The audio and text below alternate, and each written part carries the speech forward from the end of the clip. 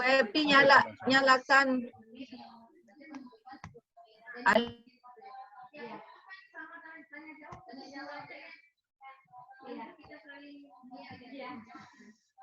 Nah, kita mulai ya.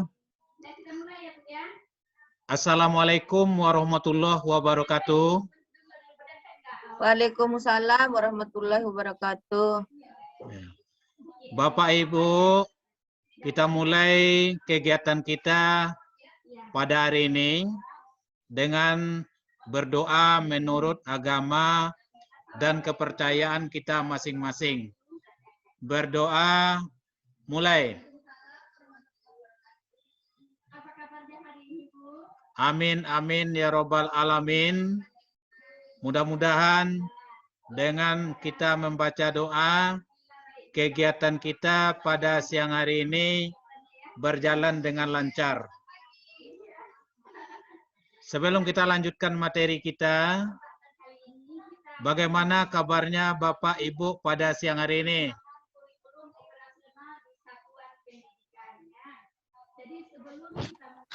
Baik, Pak. Baik. Mikronya saja, Pak. dibuka ya mikronya. Ya. Pada kesempatan ini kita akan membahas tentang program sekolah penggerak, yaitu perangkat ajar yang harus dimiliki oleh masing-masing sekolah penggerak tersebut. Sebagai pengantar, kita bisa memperhatikan tampilan daripada kegiatan kita pada siang hari ini. Sebagai pengantar, pelajar Indonesia merupakan pelajar sepanjang hayat yang kompeten dan memiliki karakter sesuai dengan nilai-nilai Pancasila. Pernyataan tersebut merupakan rumusan profil pelajar Pancasila. Melalui profil pelajar Pancasila, pelajar Indonesia diharapkan memiliki budi pekerti luhur sesuai dengan tujuan dan cita-cita daripada Pancasila tersebut. Kemudian pada layar juga nampak bagi kita ada profil dari pelajar Pancasila. Di antaranya adalah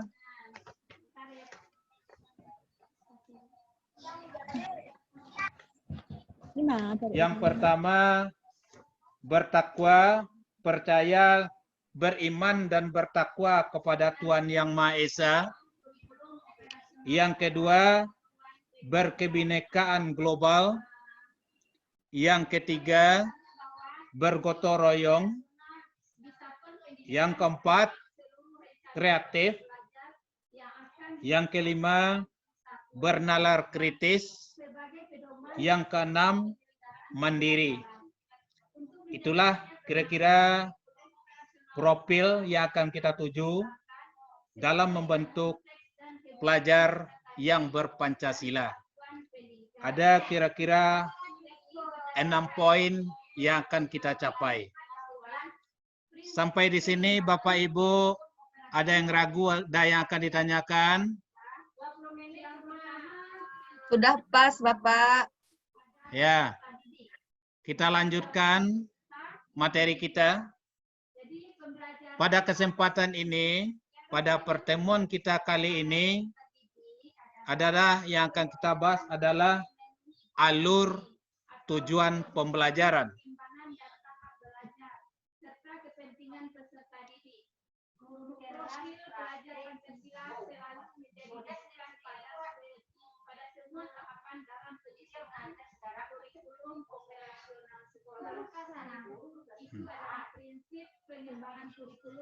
Sebagai agenda sesi kita pada siang hari ini adalah konsep alur tujuan pembelajaran, prinsip penyusunan alur tujuan pembelajaran, kemudian prosedur penyusunan alur tujuan pembelajaran. Kita sesuaikan dengan sosial budayanya, karakteristiknya, dan apa yang mendukung di lingkungan sekolah itu sendiri. Ya. Kemudian yang ketiga itu adalah prinsip pengembangan kurikulum operasional. Nih yang akan kita bahas pada kegiatan berikutnya. Secara umum, ada 2 langkah besar dalam penyusunan perangkat ajar untuk suatu mata pelajaran. Yang mana sebelumnya kita sudah mengenal adanya CP atau capaian pembelajaran, yang mana ini ditetapkan atau diturunkan oleh pemerintah, kemudian disusun dalam fase-fase. Ada fase A, fase B, fase C, dan selanjutnya. Kemudian, yang pertama, penyusunan alur dan tujuan pembelajaran. Yang dimaksud dengan alur pembelajaran adalah rangkaian tujuan pembelajaran yang disusun secara logis, nyata, menurut urutan pembelajaran sejak awal hingga akhir suatu fase. Jadi nampaknya alur ini disusun secara linear, sebagaimana urutan kegiatan pembelajaran yang dilakukan dari hari ke harinya, seperti kegiatan kita sehari-hari pada kurikulum sebelumnya. Yang kedua, pengembangan modul ajar. Seperti yang kita tahu, kurikulum sebelumnya ada RPP, namun dilengkapi dengan berbagai materi pembelajaran, lembar aktivitas siswa, dan asesmen untuk mengecek apakah tujuan pembelajaran dicapai siswa atau belum.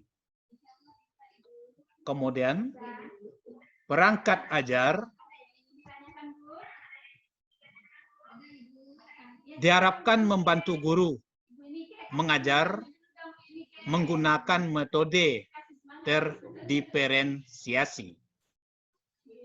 Itu yang kedua, pengembangan modul ajar. Sampai di sini sebelum kita lanjutkan materi sedikit lagi, ada yang akan ditanyakan Bapak Ibu?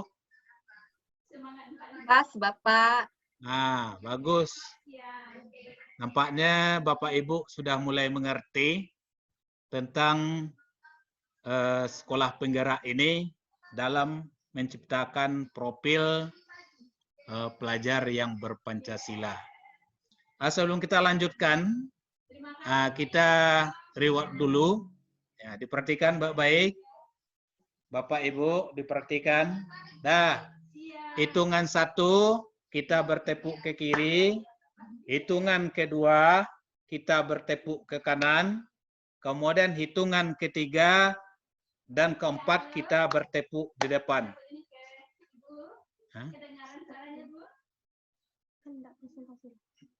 Ya, sudah lanjut boleh. Nah, kita perhatikan semuanya mencoba. Kameranya dibuka, kameranya coba dibuka, Bu Bait.